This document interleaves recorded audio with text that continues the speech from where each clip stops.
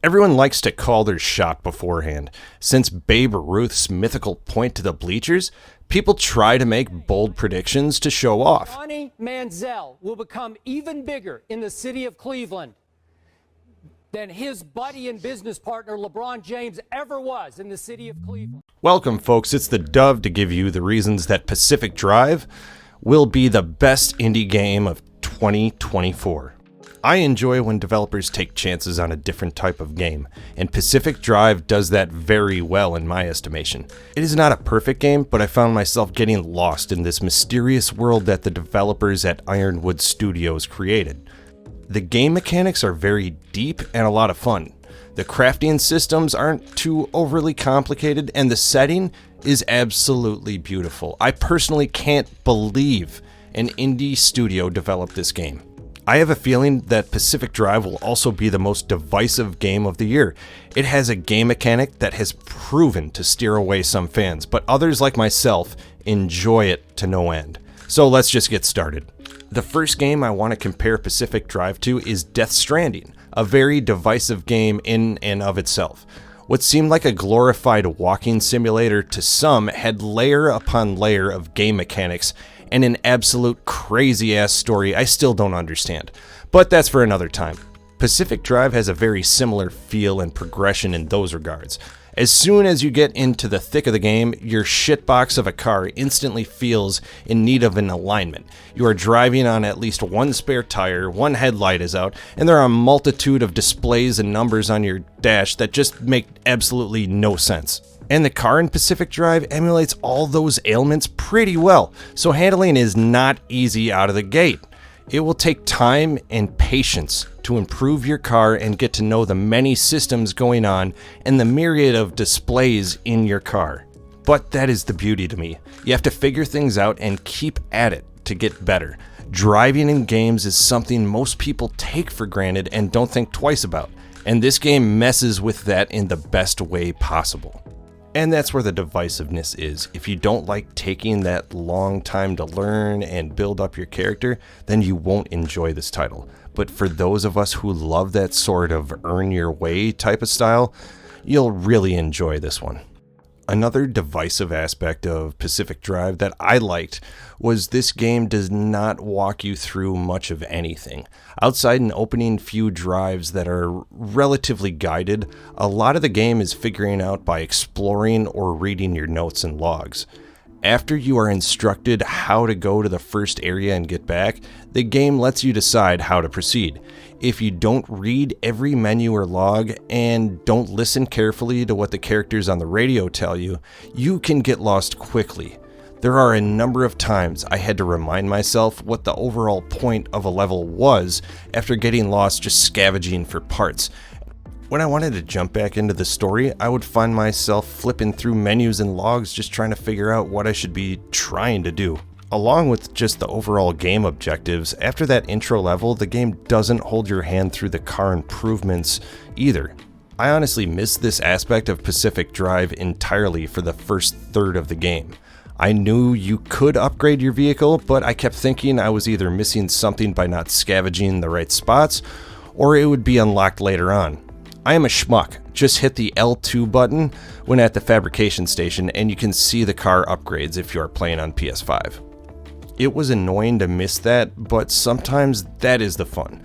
I only had myself to blame for not paying attention the first time around, and it taught me to start listening and reading those logs. Instead of a giant garish marker telling me exactly where I need to go constantly, this game forces you to explore and become immersed in the world around you as you find things out on your own, which in a game about surviving really ups the ante in that regard. If you like figuring things out on your own, then you will enjoy Pacific Drive. The setting for Pacific Drive is ideal for this type of game. There are some mountains, all different types of trees, marshlands, open areas, and combined with weather, all these zones kind of pop. The fog or rain making the roads more difficult to traverse, again makes things more intense at times, but also adds to the sheer beauty of the game. There are a lot of random and colorful anomalies that pop up on your journey. This can range from a glowing red buzzsaw that rips its way through your path to a giant blue dome of electrical hell that will completely decimate your car. Even during the day, the game looks stunning at times. It is hard to believe a smaller studio pulled off such a visually remarkable game. That atmosphere isn't limited to the visuals either. Ironwood Studios did a great job on the sound effects as well. If it wasn't for the random blaring sirens, you could honestly use the background rain noise to fall asleep to.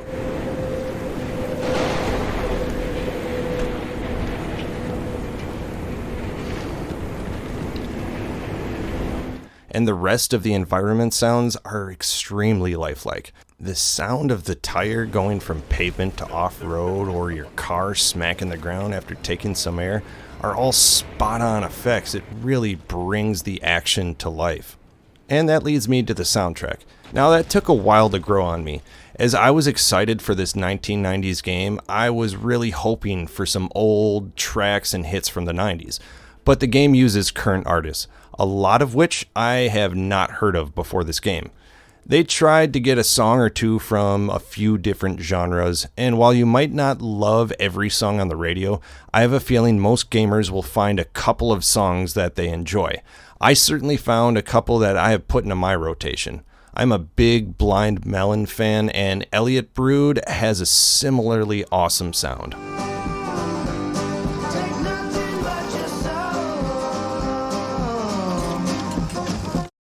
The gameplay, while challenging at first, is very rewarding once you get the hang of it.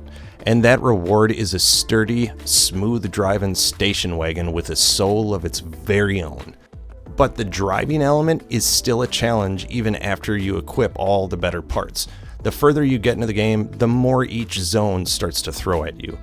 There are points later on where you know you will likely make it back by the skin of your teeth. Even the most prepared players will have a run or two where you will barely make it back if you do at all. And I recommend to those game resetters, just don't. You'll learn faster, and the game will actually be a lot more fun if you have a few failures along the way. Yes, the controls are pretty standard once you get going, but there are a lot of systems going on while you drive. The simulation and survival aspects hit pretty hard when you can only see a map from inside your car, and you can't pause to look at it. You can pause if you need, but anytime you look at your map, pull up your inventory, or look at the log in your menu, the actions in the level will not stop. You can get hurt, have your car abducted, or have it rolled down a long hill if you don't take the proper steps before looking at your inventory.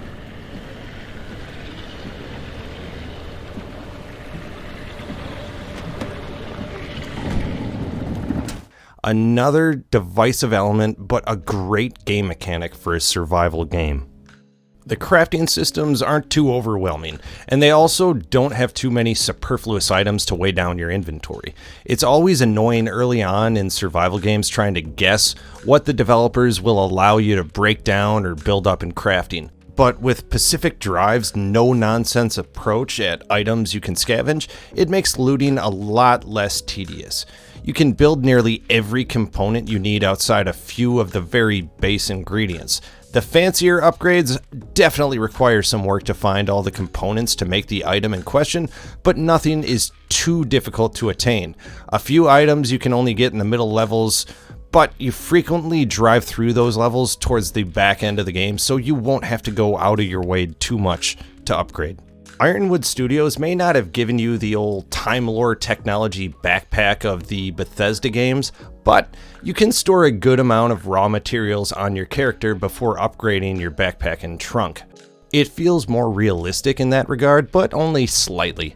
You can still somehow hold 4 giant power tools and pounds of scrap metal and shards of glass without slowing yourself down at all. The mechanics that go along with your car's health weave well with the crafting system, as you can make nearly anything to fix your car if you have the right ingredients and blueprints. When you are at your garage, you can add any upgrade you have with some very simplified car mechanics simulator elements. Nothing that intricate, merely take off a panel and put one back on. So you don't really need to know the in and outs of car mechanics to really enjoy this game. Also, throughout your journey, your car will develop quirks which can be slightly inconvenient, like your hood detaching anytime you go in reverse, to a true pain in the ass, like parts falling off when your car turns one way. It is a nice system that adds another layer of challenge on top of things, although again, they are more annoying than actually disruptive, at least early on in the game. The survival aspect is definitely where Pacific Drive shines, so if you enjoy the survival genre, this is definitely a title to try. This is not some high-speed, super intense racing game. There are times when you feel the thrill of the chase as a pending storm of death is clipping at your car's proverbial heels, but you will not be going breakneck speeds on flat, straight roads. This is mainly off-road driving because most roads have giant roadblocks, turned over cars, or car test dummies with explosives hidden inside their chests. So sticking to the main roads is rarely the best option in this game. So I stand by my statement. This game is going to be the best indie title of 2024. It is a rough and rugged survivor game, it's incredibly rewarding, and it is a beautifully immersive title. Pacific Drive is one of the most unique titles I have played in a long time, and I fully recommend it to anyone looking for a good challenge and a great game. Folks, if you enjoyed this, don't forget to hit the like button and subscribe if you'd like more content like this. For even more content, go to twohatsandabeard.com or check out our YouTube page. Until next time, this is the Dove.